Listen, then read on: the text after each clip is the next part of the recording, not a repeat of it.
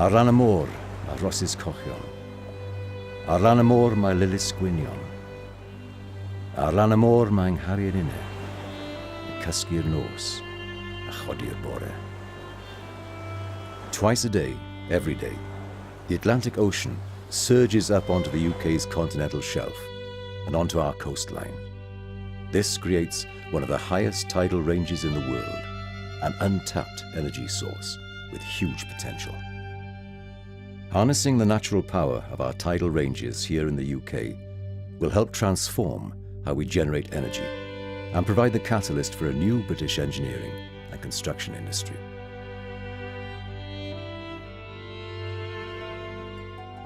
This is Swansea Bay, Wales. The tidal range here is enormous. At 7 to 9 metres, a natural place for us to start our journey into tidal power.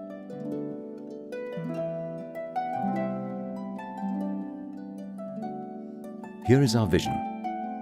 A 9.5 kilometre long causeway forming an 11.5 kilometre squared lagoon, producing enough tidal energy to generate power for over 100,000 homes. But it's not just about energy. This £650 million investment will offer long-term jobs, a sporting and recreation arena, a mariculture farm, together with compelling art and associated education programs for primary, secondary and university-level learning. Let's look at how we plan to construct the causeway. A specialist dredger sucks up gravel and sand from the local seabed and pumps it into high-strength textile geotubes. The tubes are layered up and the area between them filled with sand. As the wall reaches full height, we apply different grades of rock to form a barrier against the sea. The heaviest grade of rock sits on the seaward side of the wall and furthest out to sea. Lighter grades are used on the inside of the basin and nearer the coastline. Finally, the pathway and maintenance road is formed. This runs the entire length of the wall, 2.8 metres above the high tide level. It's open to the public and navigable by foot, bike, or electric train.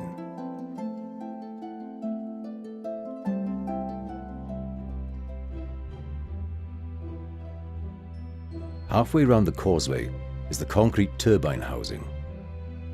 At over 550 metres long, this structure will contain up to 26 low head bulb turbines, each one 6 metres in diameter, 18 metres in length, and capable of generating up to 16 megawatts per hour.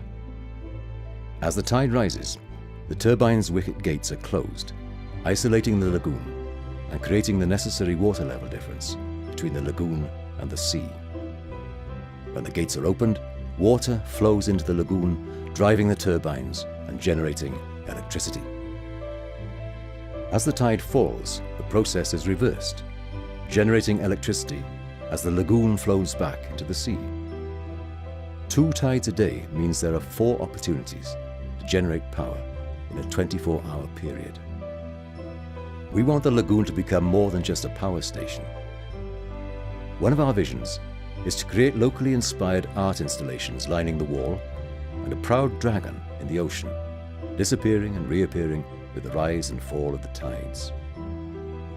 When night falls, a spectacular trail of pearls illuminates the route to the Oyster, a visitors centre housed in a sustainable building where visitors can learn about tidal power, the creation of the lagoon, and enjoy the building in its unique seascape setting.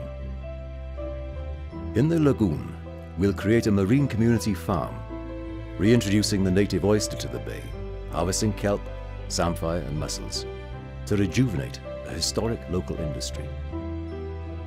At the same time, we'll promote marine ecosystem regeneration with a 10-kilometre sea reef and support a range of educational projects. The lagoon setting will make a unique venue for international, national and local sports events and training. We expect the major sports to be the triathlon disciplines of swimming, running and cycling. We will also host sailing and rowing at all levels.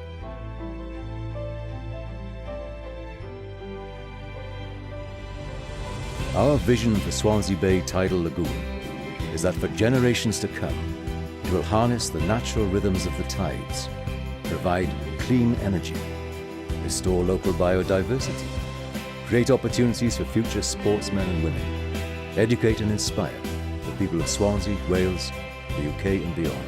That is our vision.